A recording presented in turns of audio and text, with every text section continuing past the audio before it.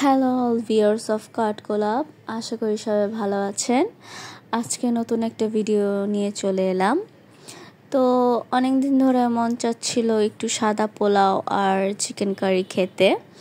তো ভাবলাম আজকে যেহেতু বাইরে গুড়ি গুড়ি বৃষ্টি পড়ছে বেশ ভালোই, তো বৃষ্টির দিনে হয়ে যাক কিছু মজাদার খাবার। তো এখানে আমি সব প্রিপারেশন নিয়ে নিয়েছি। আদা, রসুন, জিরা, হলুদ, মরিচ, ধনিয়া, গরম মশলা, ঘি, দুধ, মুরগি আর আগে থেকে পোলাও চালটা আমি ধুয়ে ঝরিয়ে রেখেছিলাম। তো আগে আমি পোলাওটা রান্না করব। আমরা পুরান ঢাকার মানুষরা বিরিয়ানি, পোলাও, তেহারি এগুলোর প্রতি আমাদের উইকনেস একটা কাজ করে। আমরা এইসব খাবার সচরাচর খুবই পছন্দ করে থাকি। মানে আমরা খেতেও ভালোবাসি, আবার আমরা পুরান ঢাকার মানুষরা খাওয়াতেও ভালোবাসি। তো চলুন আগে আমরা পোলাওটা রান্না দেখাচ্ছি আপনাকে। প্রথমে প্যানে পরিমাণ মতো তেল দিয়ে নিব। তেলটা যখন হালকা গরম হয়ে আসবে তখন এখানে আমি এখানে কয়েকটা দারচিনি, এলাচ দিয়ে দেব। গরম হলে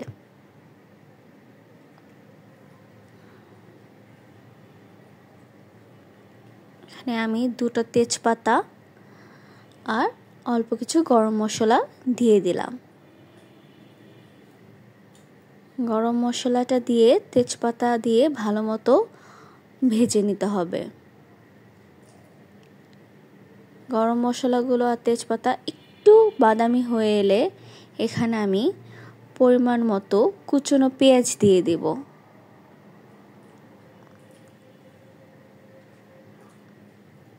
আমি পেঁয়াজটা দিয়ে দিচ্ছি।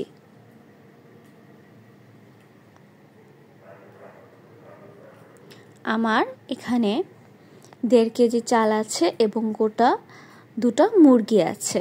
তো আমি আজকে গোটা 2টা মুরগি রান্না করব এবং 1.5 কেজি চালের ঝরঝরে সাদা পোলাও রান্না করব। পেঁয়াজটা বাদামি করে ভেজে নিব গরম মশলার সাথে।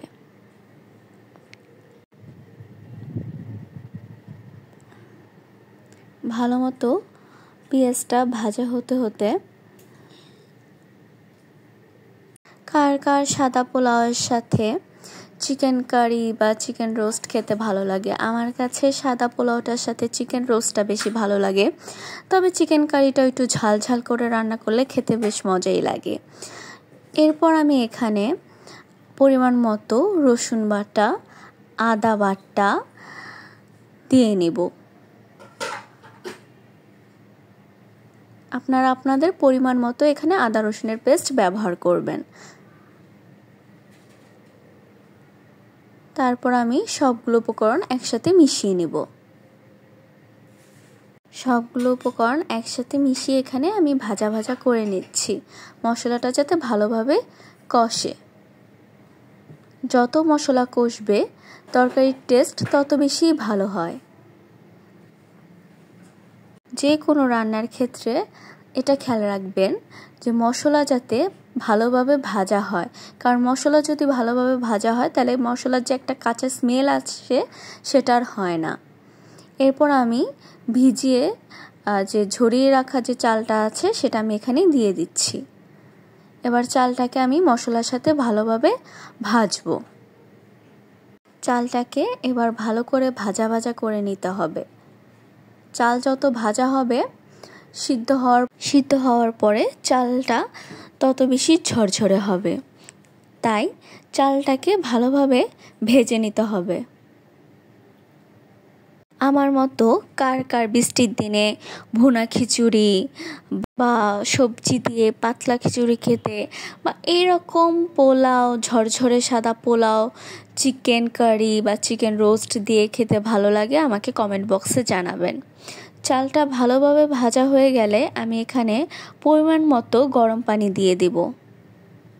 আপনারা পানির পরিমাণ চাল অনুযায়ী বুঝে দিবেন। আমার এখানে ঠিক 1.5 কেজি পোলাও চাল ছিল, আমি সেই পরিমাণ পানি এখানে ব্যবহার করছি। তারপর আমি কিছু কাঁচামরিচ ফেলে রেখেছিলাম, সেগুলো দিয়ে দিলাম। তারপর আমি পরিমাণ মতো লবণ ব্যবহার করছি। আপনারা আপনাদের স্বাদ মতো এখানে লবণ দিবেন। তারপরে পোলাওটা যাতে একদম ঝরঝরে হয় তাই আমি এখানে কয়েক টুকরো লেবু কেটে রেখেছিলাম, সেই লেবুর রস আমি এখানে ব্যবহার করব। লেবুর রস দেওয়ার কারণে আপনাদের পোলাও যে চালটা সেটা রান্না হওয়ার পর একদম ঝরঝরে হবে। আপনারাও পোলাওতে অনেকেই লেবুর রস ব্যবহার করে থাকেন, আর পোলাওতে লেবুর রস দিলে একটা অন্যরকম লেবুর একটা সেন্ট পাওয়া যায়। তারপর আমি এখানে নিচের পরিমাণ মতো এখানে গুঁড়ো দুধ ব্যবহার করছি। গুঁড়ো দুধ ব্যবহার করার কারণে পোলাওটা একদম সাদা ফুরফুরে হয় দেখতে। তারপর সব একসাথে ভালোভাবে মিক্স করে নিলাম।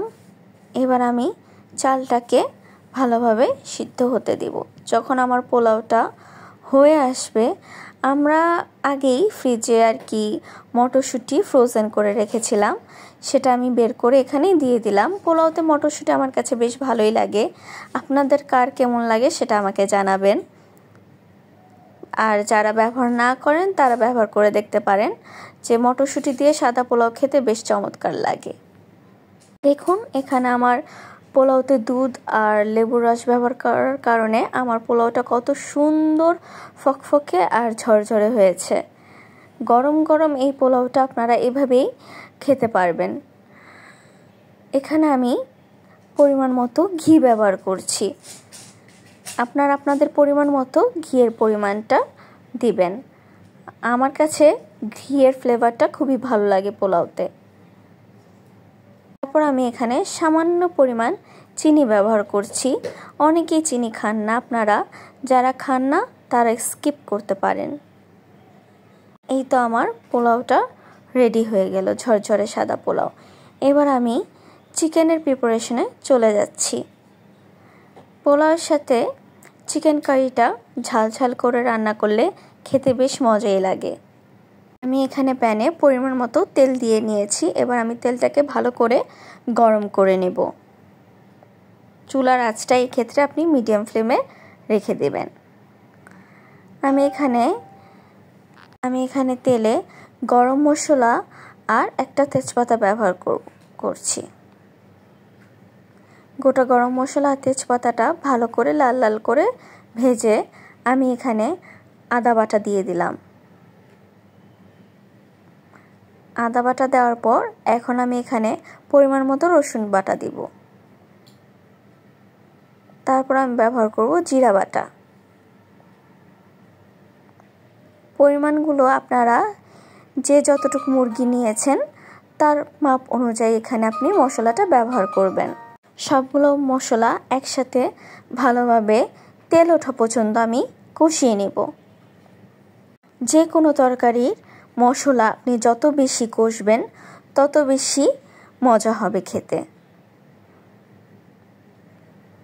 মশলার কষার উপর রান্নার টেস্টটা মশলা কষার উপর ডিপেন্ড করে। মশলা যত বেশি কষবে রান্নার টেস্ট তত বেশি বাড়বে। এখন আমি এখানে পরিমাণ মতো মরিচের গুঁড়া ব্যবহার করছি, আপনারা ঝালের পরিমাণটা বুঝে দিবেন।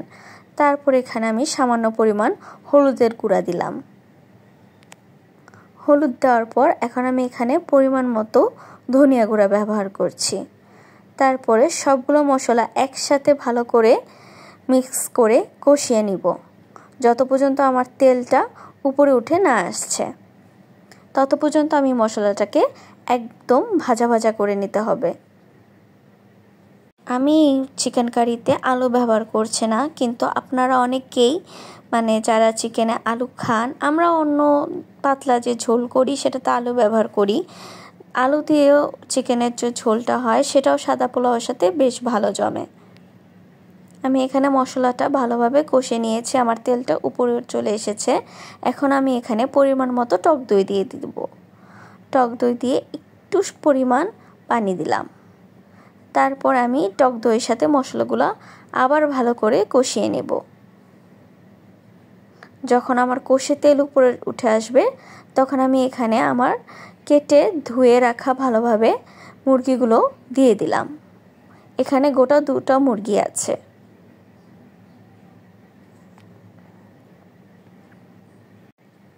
মুরগিগুলো দিয়ে আমি এবার মুরগিগুলো মশলার সাথে ভালোভাবে কষিয়ে নেব।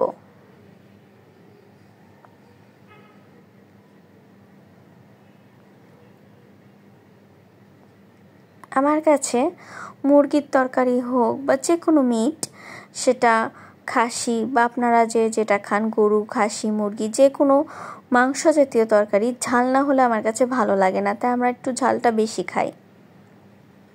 এটা যখন ভালোভাবে মশলার সাথে কষে আসবে, সিদ্ধ হয়ে আসবে মোটামুটি, তখন আমি এখানে গরম পানি দিয়ে দেব পরিমাণ মতো। গরম পানি দেওয়ার কারণে আপনার মুরগিটা আরও তাড়াতাড়ি সিদ্ধ হয়ে আসবে।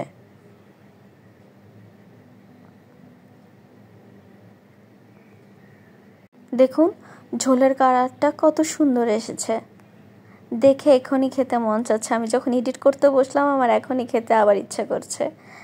এখানে আমি পরিমাণ মতো গুঁড়ো দুধ ব্যবহার করছি। আপনারা চাইলে গুঁড়ো দুধ এখানে নাও ব্যবহার করতে পারেন। এবার সবগুলো উপকরণ একসাথে মুরগির সাথে মিশিয়ে নেব ভালোভাবে। এবার আবার কষানোর পালা। আমি এখন ঢেকে দিচ্ছি। ঢেকে ভালোভাবে আমি এখন কষিয়ে নেব। ভালোভাবে কষানো হলে যখন দেখবেন তেল হালকা ছেড়ে দিয়েছে উপরে, তখন আমি এখানে টমেটো সস ব্যবহার করছি। আমি জানি না আপনারা কারা কারা টমেটো সস খান মুরগির তরকারিতে, কিন্তু আমরা টমেটো সসটা খাই। টমেটো সসের যে একটা ট্যাঙ্গিনেস আছে সেটা আমার কাছে তরকারিতে বেশ ভালোই লাগে। আপনারাও ট্রাই করে দেখতে পারেন। তারপর আমি এখানে অল্প পরিমাণ ঘি দিয়েছিলাম, সেটা হয়তো স্কিপ হয়ে গিয়েছে।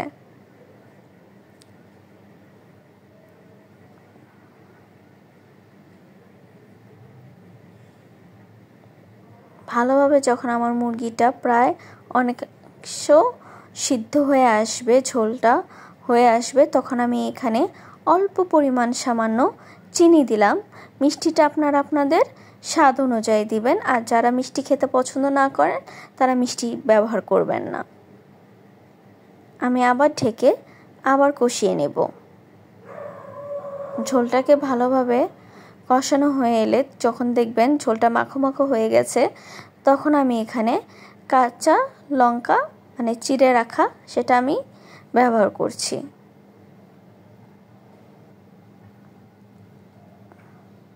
দেখুন আমার ঝোল প্রায় হয়ে এসেছে।